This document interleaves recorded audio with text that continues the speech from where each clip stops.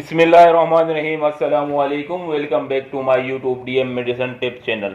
आई hope viewers के सब दोस्त खैरियत से होंगे। आज एक नई मेडिसिन के साथ आपकी खिदमत में हाजिर हूँ। आज का हमारा टॉपिक है एसिफाइल 125 सिरप के हवाले से।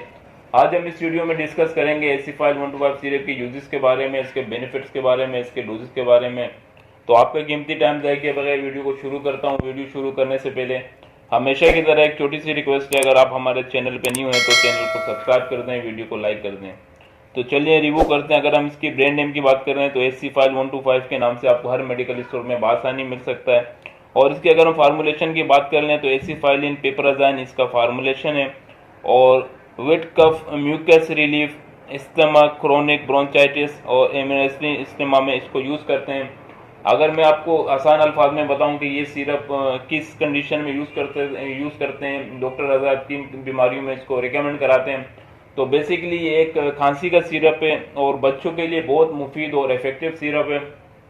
छोटे बच्चों में जो नज़ला ज़ुकाम हो जाता है, जिनको बलगम वलगम में थोड़ी शिकायत होती है, सीना जकड़ जाता है, उसमें यूज़ करते हैं इस सिरप को।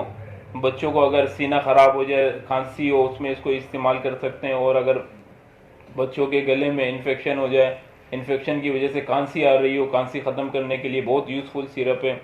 और इसी के साथ साथ ये अगर आपकी सांस की नाली में ब्रोंचाइटिस हो जाए या सांस की नाली में बलगम फंस जाए, उसको ख़त्म करने के लिए, रिलीफ करने के लिए बहुत ही इफेक्टिव है। और बहुत ही अच्छे रिजल्ट है इसकी। कफ में म्यूकस को ख़त्म करता है, कफ को ख़त्म करता है। इस्तेमा पुरानी से पुरानी खांसी हो उसमें इसको इस्तेमाल कर सकते हैं। सांस की नाली में अगर तकलीफ हो, सांस लेने में दुश्वारी हो, तो उस कंडीशन में इसको यूज़ कर सकते हैं। और ज़्यादातर ये बच्चों में इस्तेमाल होता है एसिफाइल 125 ग्रीन कलर वाला। और इसमें एसिफाइल कफ आता है वो बड़ों का है। इंशाल्लाह नेक्स्ट वीडियोस के ऊपर हम बनाएंगे बड़ों के लिए। तो ये बच्चे और बड़े दोनों यकजा पी सकते हैं। ज़रूरी नहीं है कि बच्चे पी सकते हैं, बड़े भी पी सकते हैं। डोज का फ़र्क होता है, मिकदार का फ़र्क होता है। और खांसी के लिए बहुत ही अच्छा एक तोहफ़ा है।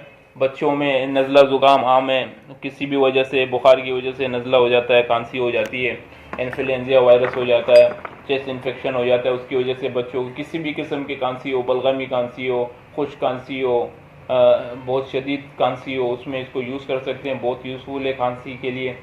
बच्चों में अक्सर रिकमेंड कराते हैं खांसी के लिए। बहुत ही इफेक्टिव सिरप है। इस्तेमा कंडीशन में ब्रोंचाइटिस, क्रोनिक पुरानी से पुरानी खांसी है, उसको ख़त्म करने के लिए बहुत यूज़फुल है।